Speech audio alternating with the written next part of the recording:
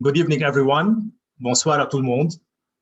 Born in Casablanca, Morocco, Younes Tazi studied and worked in France as well as in Spain before going back home to Morocco.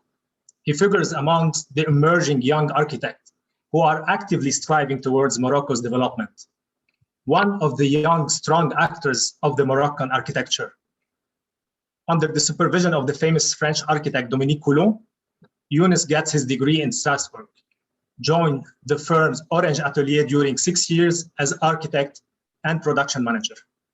In 2017, he launched his own firm, YTS Architects, and worked on numerous professional spaces, residential and office layout in Morocco, Senegal, Ivory Coast, and Togo. Younes Tazi is looking to expand, design, and execute his project into new regions, especially the Gulf countries.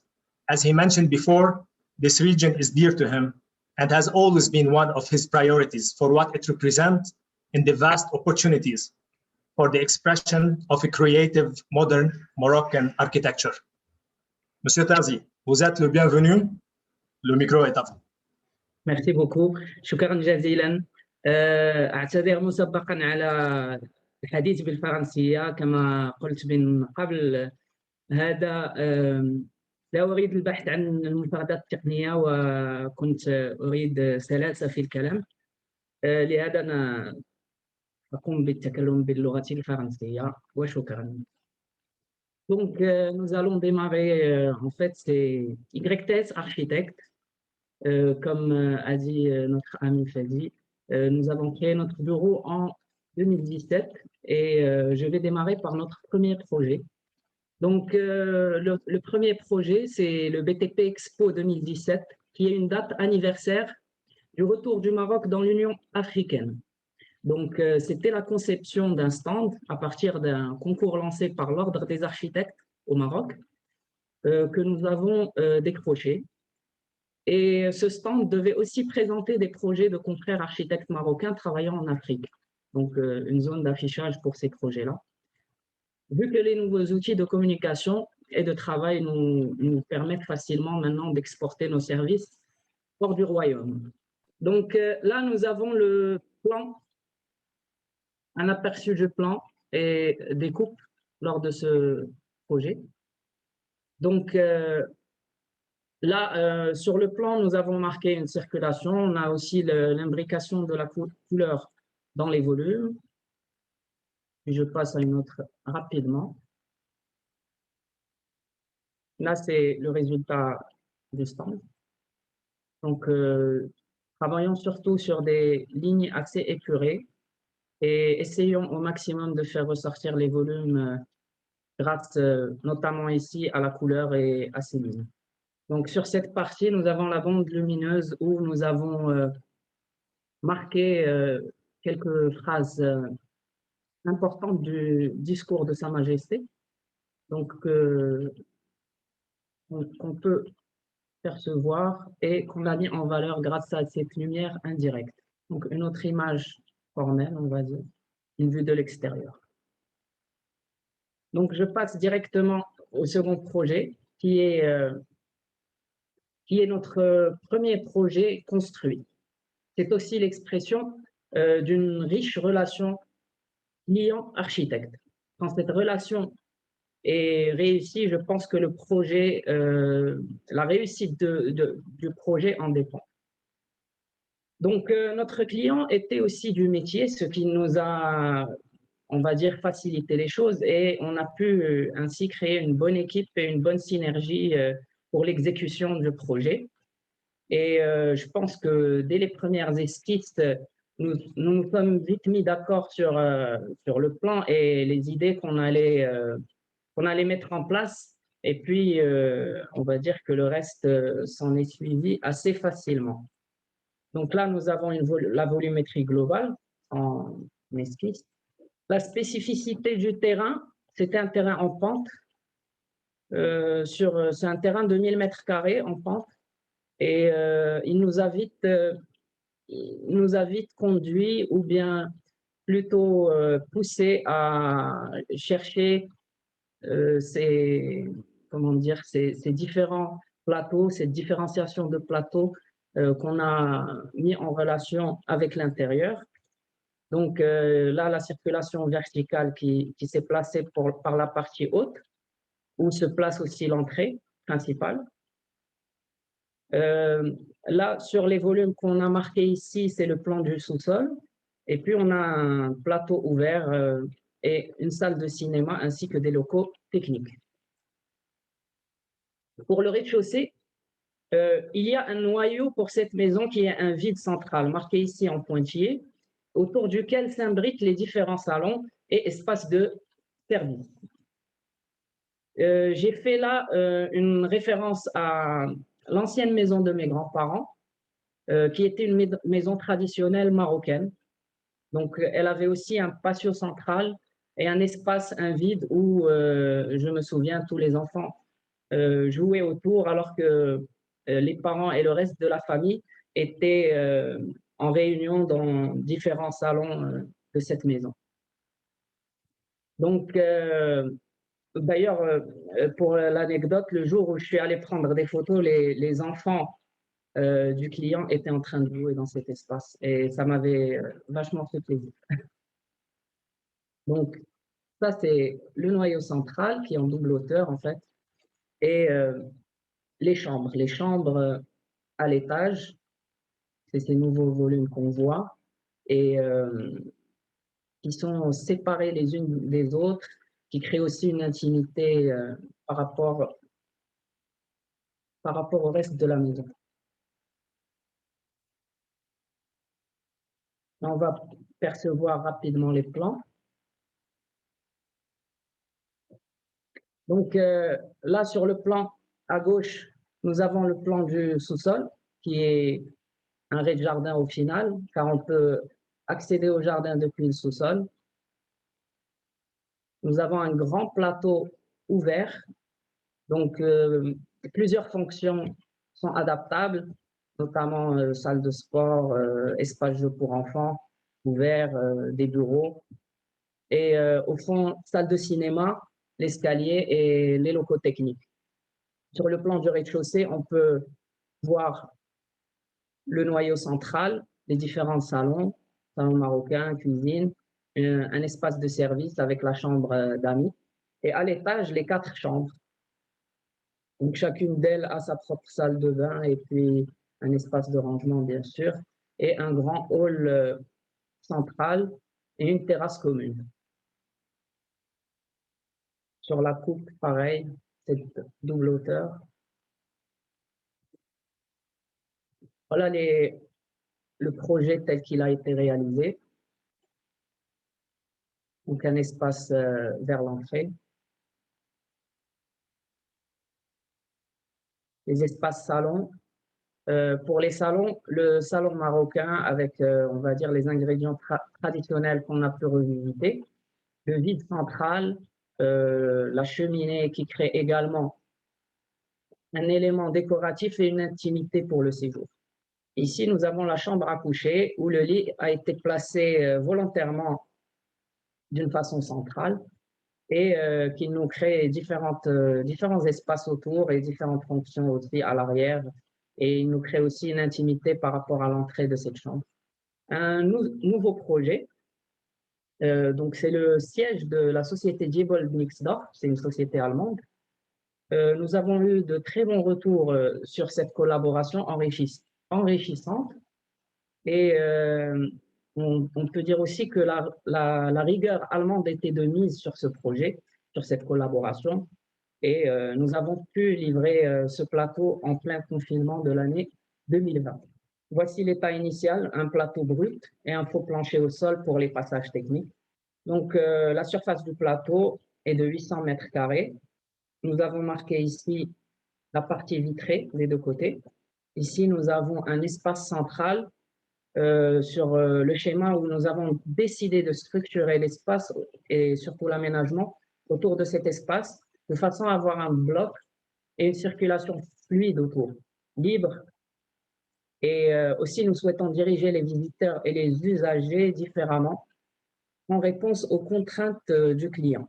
Un espace copy, kitchen, en train juste de décrire un peu les espaces. Voici le plan global. Nous avons dû respecter, on va dire, deux contraintes. C'est une gaine technique centrale et un voile en béton qui était déjà en place. Donc, nous avons basé tout ça autour. Nous avons la circulation de ce côté et on peut accéder à l'issue de secours par là. Et surtout, cette fluidité autour du plateau. Voici le résultat final. Donc, notre volonté et celle du client était aussi d'avoir un plateau assez sobre. Là, c'est un bureau ouvert pour les managers. Et puis, la partie open space, comme on disait, on cherchait vraiment un espace sobre et apaisant. On a quelques lignes marquantes, par exemple, pour la circulation. Et au final, là, nous avons un espace de circulation avec un dégagement pouvant accueillir euh, les, les casiers du personnel. Et en somme, je trouve que ce plateau est très réussi selon plusieurs critères.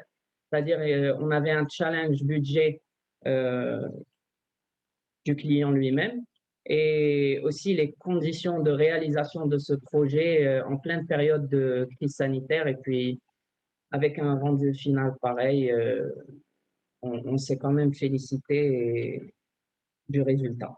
Là, nous avons une cantine d'entreprise et où nous avons hérité, voilà, ça c'est l'existant. Donc, c'était un ancien bureau. Donc, le plateau est carré, un plateau qu'on a complètement libéré. Il fait 800 mètres carrés. Les contraintes sont effectivement les poteaux centraux et puis le besoin du client de placer une zone de cantine, une zone de repos et une zone de jeu pour ses collaborateurs. Donc, c'était, premier abord, assez simple. Donc, nous avons ici la partie cantine, une entrée. Aussi, il y a l'infirmerie, l'espace jeu et l'espace relaxation. Je partage avec vous ici. Donc, la circulation. Euh, Nous avons pensé aussi ces espaces en enfilade, c'est-à-dire qu'on peut vraiment traverser les uns les autres et se retrouver d'un espace à un autre sans vraiment avoir de blocage. Le résultat final de l'espace cantine notamment. Et sur ce résultat, nous avons aussi une touche particulière des liges revisitées et où la machine nous a ouvert des possibilités avec ces différentes créations. Espace gaming, jeu.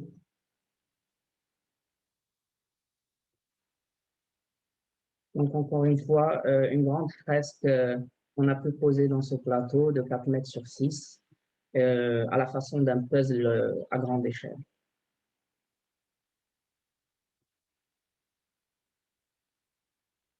Voilà, un nouveau projet de bureau à Casablanca. Ça, c'est le plateau initial.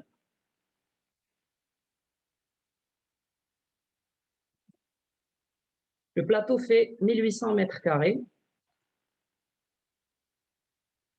Rapidement, nous avons un couloir de circulation car nous sommes à l'étage. Donc, on arrive par ces deux différentes cages d'escalier, un couloir de distribution et les façades sont plus de ce côté, est-ouest. Et l'espace central n'est pas éclairé. Là, nous avons une pièce commune à l'extérieur et les trois entrées du plateau.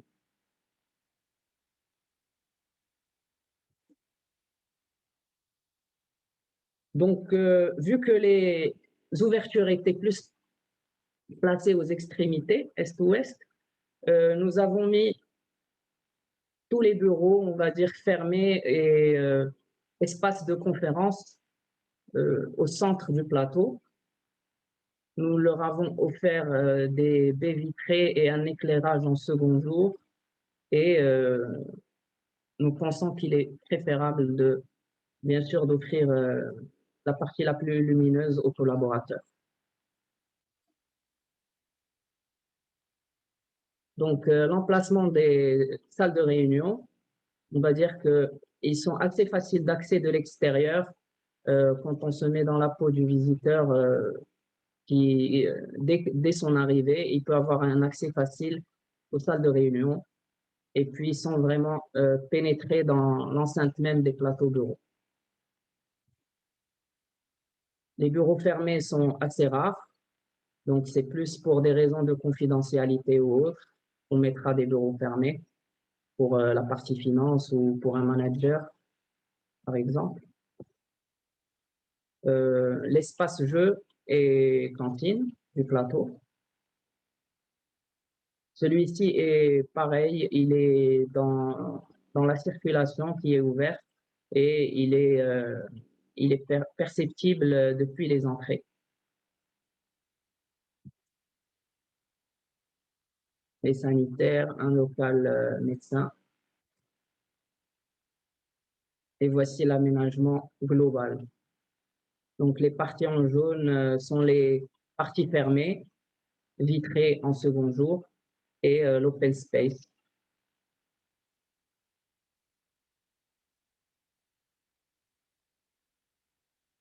Voici le résultat final. Donc, encore une fois, une recherche d'un aménagement assez sobre et avec des lignes très épurées. Donc là, on a les couloirs de circulation. Nous cherchons toujours à avoir cette circulation et la rendre un peu fonctionnelle en y mettant, par exemple, ici des banquettes de pause. C'est aussi une façon, on va dire, de profiter personnellement d'un espace qui est public, on va dire, à tout le monde. Donc, on peut s'isoler tout seul dans ces espaces-là.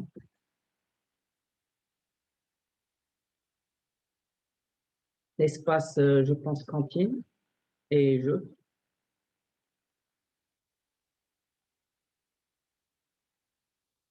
Un espace de repos.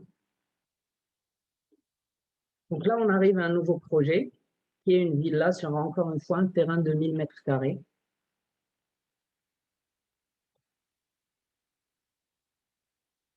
Le concept est expliqué sur les diagrammes suivants.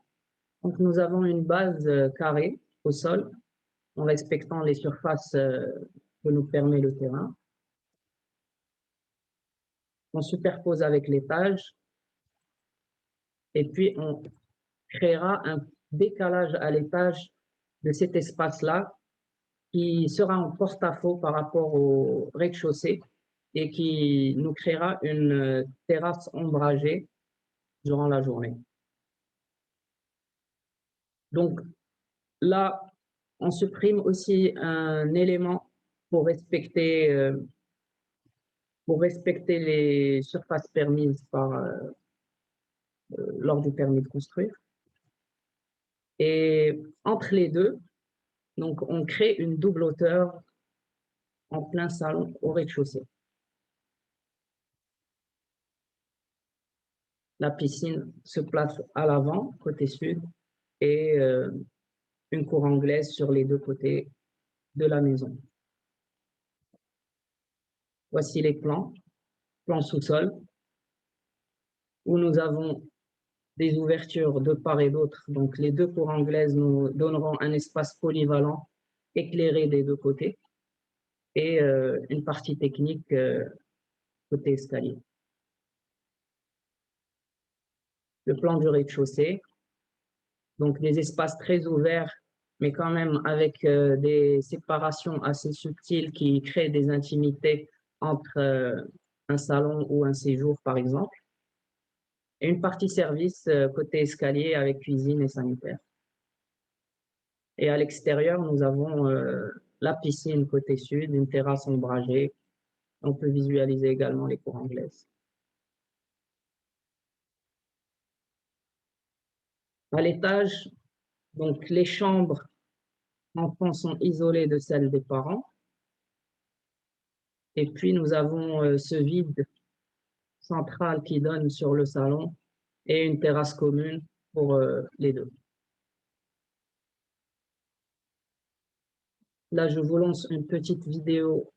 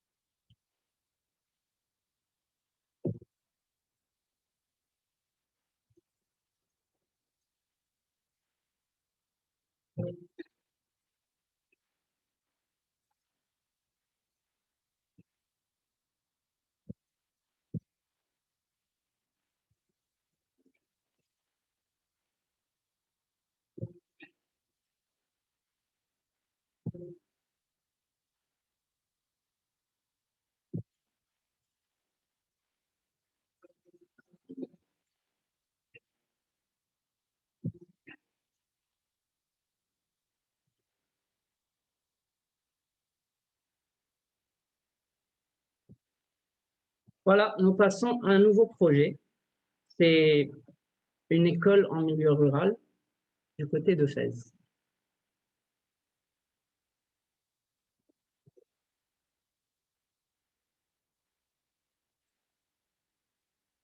Donc, nous avons un terrain d'1 hectare sur lequel nous pouvons utiliser 500 mètres carrés pour le bâtiment. Le reste sera planté.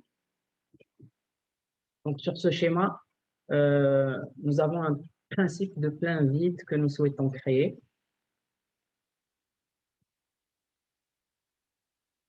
Voilà. Après ça, donc nous allons créer une aire de jeu à l'avant du bâtiment.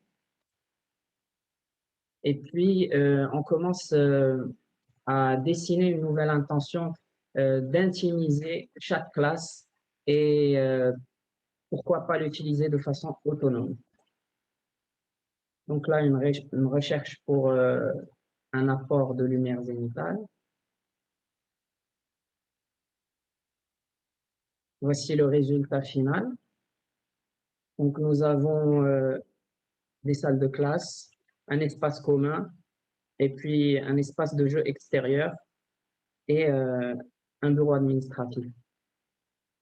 Ce qu'il faut savoir concernant, on va dire, cette école, c'est que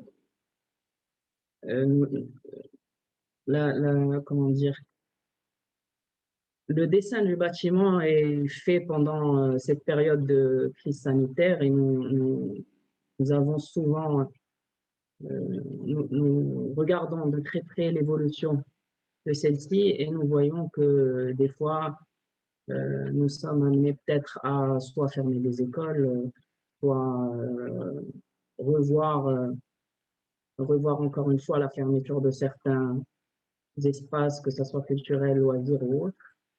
Et nous avons vu dans ce bâtiment une possibilité de répondre aussi à ces contraintes-là en offrant des espaces qui peuvent s'isoler, c'est-à-dire que nous offrons ici des patios ou cours extérieurs qui peuvent être utilisés uniquement par telle ou telle pièce ou classe ou espace. Et celle-ci peut aussi être une autre fonction ou dans un autre moment de la journée et par d'autres utilisateurs différents que ceux qu'on attend de l'école. Ça, c'est une maquette du bâtiment.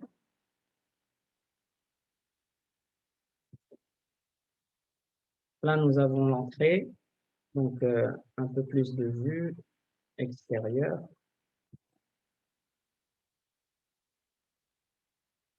Donc, l'espace de jeu, les patios.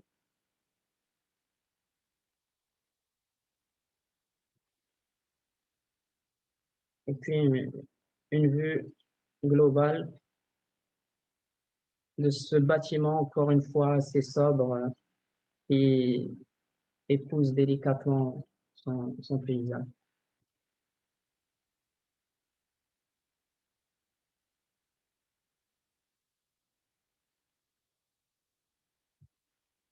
Voilà, je vous remercie. Tu as dit.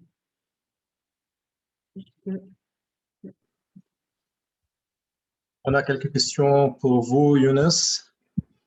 La première question de Amine Echer. Il te demande de ta vue ou ton action sur le e-design et son futur, spécialement après COVID-20. Your take on the e-design and its future, especially after COVID-19 or 20. C'est-à-dire le e-design. C'est pas... Je crois que c'est... Amine, tu peux t'expliquer de plus si tu veux. Parce que je crois que c'est, comme on dit, long distance design. Pas être personnellement dans le site ou avec le client. Ah, ok. Le Covid a changé beaucoup de choses pour nous dans cette industrie. Je comprends. Ben, effectivement, nous y voyons beaucoup de choses positives, c'est-à-dire qu'il est plus facile, on va dire, de travailler on va dire, à distance et, et puis le travail à distance est plus facile. Le partage aussi de l'information est assez facile, assez rapide. Maintenant, moi, je pense qu'il est primordial de se rencontrer, de partager, de toucher, de visiter, d'être à l'extérieur. Et je ne vois, je me vois mal, je vois mal ce métier s'arrêter et on va dire, et se confiner dans des lieux sans vraiment être ouvert à l'extérieur. Il est important, et nous sommes dans une société, il est important de partager et de confronter les idées, de les confronter au terrain, de les confronter aux clients, aux personnes, aux usagers.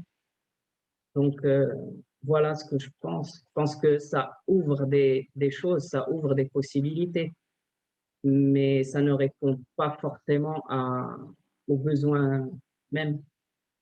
Ça facilite. On a une autre question de Shiraz. Elle a remarqué qu'il n'y a pas beaucoup de références sur l'architecture marocaine, tandis que dans l'intérieur, tu vois, c'est les couleurs et l'architecture, l'intérieur est plus clair. C'est un choix de client ou une tendance de la boîte dans laquelle vous travaillez? Je dirais c'est assez intuitif. Je vois, c'est assez intuitif. On travaille une enveloppe extérieure sans vraiment, comment dire, elle est une certaine écriture moderne. On donne aussi beaucoup d'importance effectivement à l'intérieur parce qu'au final, ben, nous sommes des utilisateurs de cet intérieur-là, donc qui se veut chaleureux, qui se veut, on va dire, dans notre cas, un peu identitaire de notre identité marocaine. que ça soit en touche traditionnelle, visiter, revisiter, gardant l'esprit même de ce qui est fait au Maroc et que les gens apprécient beaucoup, qu'ils soient marocains ou autres. Nous avons cette richesse culturelle qui est appréciée dans le monde entier et reconnue. Ouais. Une autre question, si vous avez des projets en dehors de la Maroc, mais oui, on a déjà dit ça, que tu travailles dans Togo, Sénégal, Maroc. On- Oui, oui, effectivement, nous avons quelques projets qu'on a travaillé et qu'on est en train de finaliser en Afrique. Et ça, c'est un peu par la force des choses que ça s'est fait. C'est les clients qui nous ont donné ces opportunités-là. Et c'est surtout aussi des clients marocains qui s'exportent et qui ont besoin de nos services pour s'exporter à l'étranger.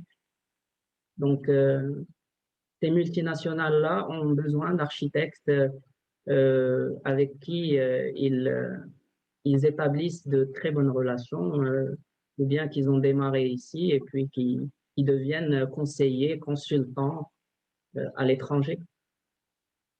Et c'est que bénéfique pour nous et pour tous les architectes marocains, je pense. Bien sûr. Il y a une question de Salim qui a dit que j'ai aimé vos jeux de volume pour Villa et École, ou le langage poétique, artistique.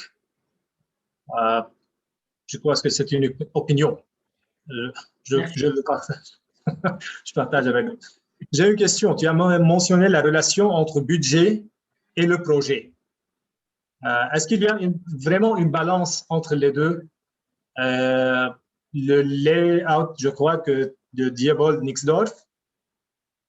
Ah oui. Comme exemple. Nixdorf, c'était un projet assez spécial. On est très, très content d'avoir fait ce projet. Donc, comme j'avais dit tout à l'heure, dans les conditions dans lesquelles on l'a fait et on a pu réussir ce projet, nous avions un client très exigeant. Et quand je dis exigeant, c'est très positif. C'est-à-dire qu'il nous poussait dans nos limites, qu'il nous a appris beaucoup de choses. Le client lui-même nous a appris beaucoup de choses. Je dirais aussi c'est un très bon négociateur. On a été témoin de cela. Et, euh, et, euh, et, et il nous a à aucun moment enlevé, comment dire, enlevé de la qualité de l'espace qu'on voulait lui offrir. Il a toujours été à l'écoute et challengeant de son côté, peut-être niveau budget, mais de notre côté, niveau de qualitatif du projet. Il nous laissait quand même de la marge et ne souhaitait aucunement enlever du confort ou de la qualité de son rendu. De tous les projets. J'ai une autre question à propos de your approach on the process of creation. Tu peux nous parler de ton processus de création, spécialement avec ton premier projet, comme ils ont dit, la première villa que tu as mentionnée. Oui. Le projet de création de cette villa, je dirais que d'abord, nous avons un terrain en pente et puis nous avons un client qui est du domaine et nous avons une intuition première, c'est-à-dire que quand je parlais de cette maison de mes grands-parents, ben, sachez que pour ça, c'était mon premier projet et je pense qu'on appelle mon premier projet construit. Et intuitivement, je suis allée vers cette maison parce que je l'ai toujours en tête. Cette maison a été détruite et reconstruite en clinique. Et je pense la dernière fois que je l'ai visitée, j'avais 7 ans. Mais j'ai tous ces souvenirs-là. Tous ces souvenirs-là sont toujours là. Cette maison, je peux peut-être même la redessiner à l'identique aujourd'hui. Et il y avait cet espace central où nous jouions à l'époque avec la famille, les cousins. Et puis le reste de la famille était autour des salons. Donc j'ai voulu recréer cet espace. et autour c'est imbriqué beaucoup de choses. La dernière question. How do you describe your relation to your project site? For example, the case of the rural school. Comment peux-tu décrire ta relation avec ton site? Et l'exemple demandé, c'est l'école rurale. Ma relation avec le site, je pense que c'est surtout du cas par cas. Donc, du cas par cas, et puis on aborde le projet avec son site, bien sûr. Et pour cette école, elle est spécifique. Le site est très grand et nous avons comme comme une donation sur 10 000 mètres carrés. Nous avons 500 mètres carrés pour faire une école et puis il faut la limiter par un mur de clôture qu'on va certainement faire bas pour profiter de la vue qui est devant nous. Et comme j'ai dit, nous avons d'abord fait une école, on va dire, standard, avec des classes ouvertes. Et nous avons pensé comme ça à créer ces cours patios pour pouvoir peut-être faire fonctionner ce bâtiment de façon autonome, pièce par pièce, programme. Si, je ne sais pas, moi, je dirais, si nous avons un atelier à faire dans une des classes, ben, on peut passer par l'extérieur directement à cette classe sans rentrer dans l'enceinte même du bâtiment. Ça peut être utilisé le soir comme ça peut être utilisé la journée. Je pense qu'on tend vers ça dans les bâtiments, qui n'est pas un usage spécifique et puis qui soit modulable et évolutif. Younes, merci pour cette présentation formidable. Nous sommes enchantés de te connaître et je crois qu'il n'y a plus de questions pour maintenant. Thank you. Donc, merci aussi pour toutes ces questions. Ça fait plaisir de partager aussi, de nous présenter, de présenter notre travail. Et puis nous vous remercions aussi de tout cet intérêt que vous donnez aux architectes, que ce soit marocains de toute la région, et espérons collaborer très prochainement tous ensemble. Merci beaucoup. Bien sûr. Merci à tous. Thank you everyone, and we will be seeing you soon through Archinet.